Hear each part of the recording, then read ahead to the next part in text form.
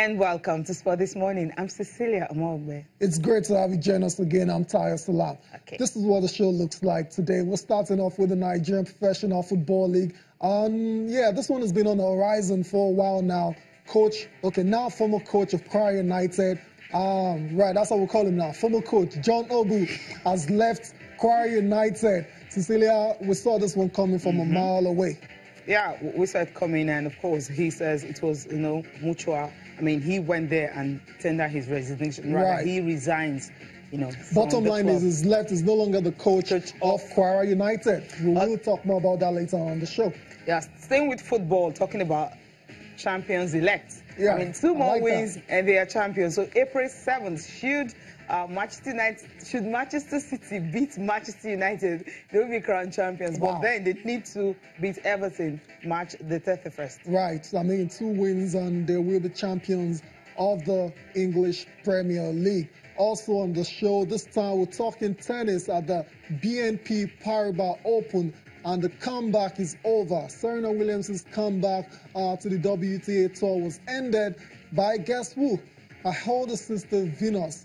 Venus won that particular game 6-3, 6-4, and that's her first win since 2014. And that's where we start the show from this morning. Cecilia, Serena Williams, first 2 games at the Indian Wells, she was looking good. Yeah. Right. Kiki Bertens was dispatched, easily.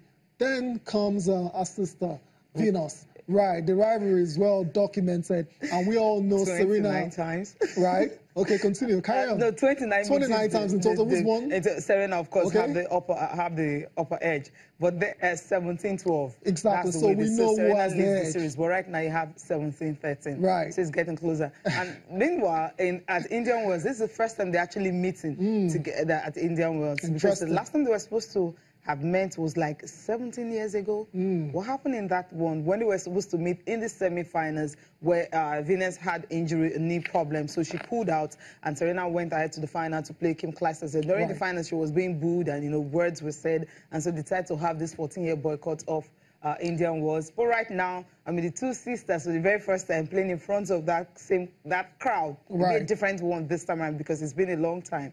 But Venus having the upper hand to beat her sister. For the first time since 2009, right? Long time, 2014. 2014, yeah. That was the last time Serena Venus won that game. The last time before this one was at the Australian Open just last year. And Serena going on to win her 23rd major in that one. But what I'll say is I'm not surprised at all. She's just coming back. Serena is a great athlete. But then it's a long road back to being at the top because she was out for a very long time. And she was able to beat those other Kiki Bertens and the lady before her. But when you get taken on Venus, Venus is very motivated. Of course. Venus doesn't Not just want that, she's good. She's good, yeah. Obviously, she's good. That's why she's still playing at this level. And that's why she's ranked number 8 in the world. Even though in this tournament, Serena wasn't even seeded at all. She doesn't have any ranking because she's just coming back. She's been out for too long. So it's not a surprise for me at all. I don't think Serena is too bothered about the situation as well. So she knows it's going to take time before she finds her rhythm. And thankfully, there's still 3 Grand Slams to play this year. So Serena, I wish you all the best as you continue to make your comeback onto the WTA. So let's move on now to the men's circuit, to the men's singles. That's at the Indian Wells still. And Roger Federer once again proving to be the man because against Filip Krajinovic, Cecilia, he needed just less than an hour to progress into the round of 16. 6-2, 6-1. As you like. Cecilia, it's the first time they ever meet. So basically, met the guy, so like, who is this guy? So just like, okay, just overpowering sets, pinpoint ground strokes, and that's it. And it's to the 4th round. No, this guy is Federer for you. Just do the business easily. Incredible. Despite the fact that he's playing, for the 3rd consecutive day.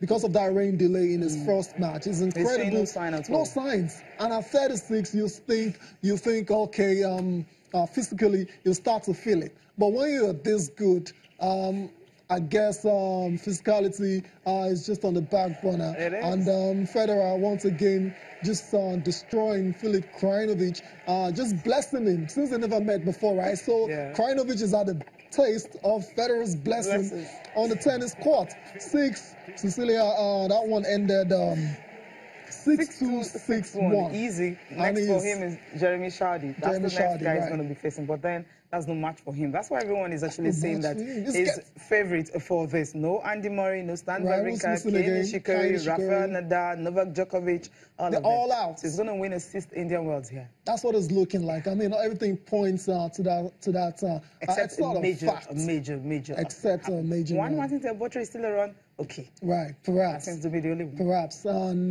yes, and it starts to get boring again, right? Yeah. But you know why it's not so boring? It is because boring. Of his age and just, Federer producing class over and over again. What makes sports exciting is the competition part of it. And if one man goes into a tournament, and you all know, and everyone knows that Roger Federer will win, they take something away from it. But you can't take anything away from it. No, at all. Not at all.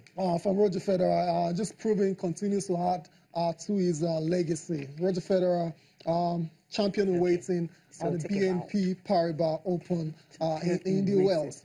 Okay, let's move on now from the tennis courts now. Let's talk about the World Series champions. MLB, talking about Houston Astros. Houston Astros.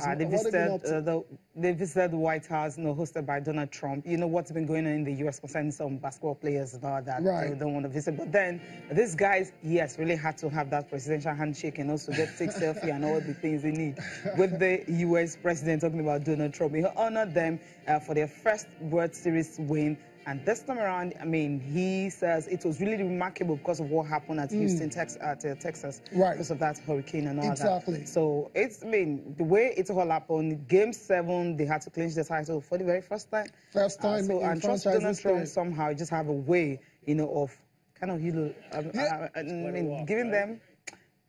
Okay, you know what? Let's listen to Donald Trump. So I think it will be better if you listen to him. Welcome to the White House. The Astros' victory for the ages was truly a team effort, and that is true. Everyone contributed, everyone made critical plays, everybody helped deliver the championship. Very few errors on that team. The Astros have had an incredible progression in recent years. Not so long ago, I'm a big baseball fan, and